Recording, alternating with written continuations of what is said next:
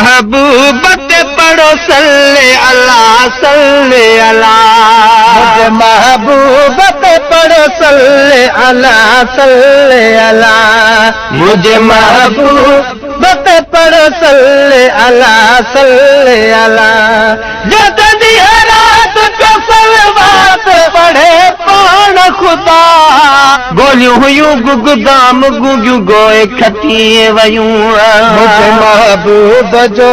नूर दुनिया का अग में परती आखिरी नबी आयो आहे जग में मुझे महबूब जो नूर दुनिया का अग में परती आखिरी नबी आयो आहे जग में परती आखिरी नबी आयो आहे जग में आयो आखिर में मगर सारी थियो नूरुल हुदा आयो आखिर में मगर सारी थियो नूरुल हुदा मुझे महबूब ते पढ़ो सल्ले अल्लाह खुदा जो आहे खुदा अर्शं ते मोहम्मद खे आणायो आहे खुदा अर्शं ते मोहम्मद खे आणायो आहे जेके नबियनि जे इमाम सब खुदा कई अता जेके नबियनि जे इमाम सब खुदा कई अता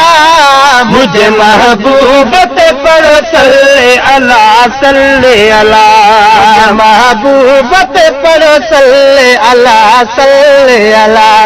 जदी रात तो सलवात पढ़े पाण खुदा जदी रात तो सलवात पढ़े पाण खुदा मुझे महबूब ते पढ़ो सल्ले अल्लाह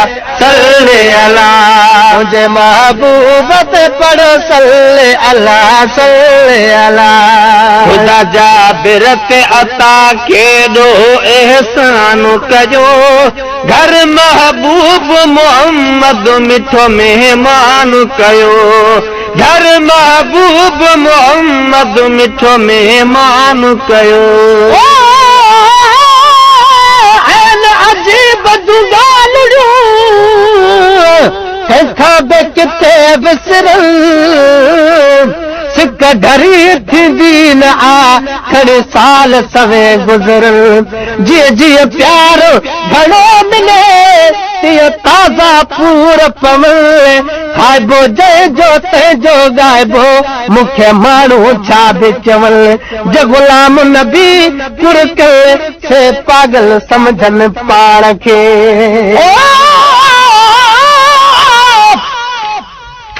नबी जे पैदा न हूंदा जहां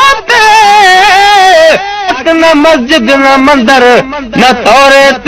इंजील फुरकान होंदा न बादशाही होंदी कहीं दे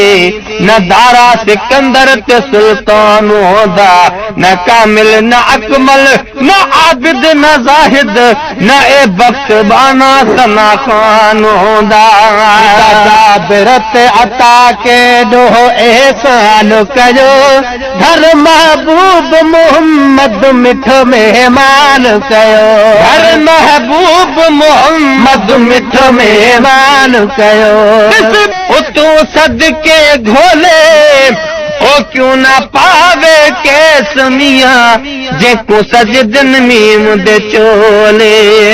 जाबिर पंहिंजी घर वारी खे त सबुर कजाए नकी महबूब अॻियां हारे हंजू रोज ॾिजां नकी महबूब अॻियां हारे हंजू रोज ॾिजां ॼण तो हाल दिलनि जो हू कंदो पाण शफ़ा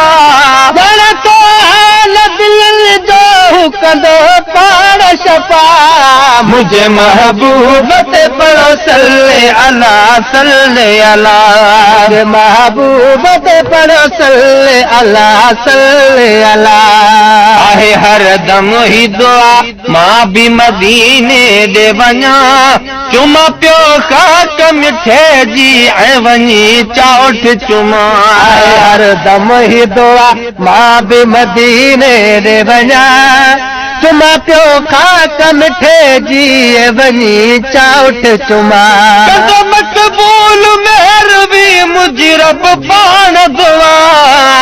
मक़बूल मेहरबी मुझी पाण दुआ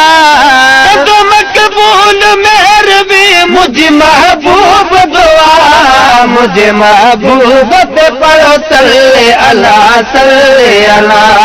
मुझे महबूब पे पढ़ो सल्ले अला रात पे सलवात पढ़े पाण खुदा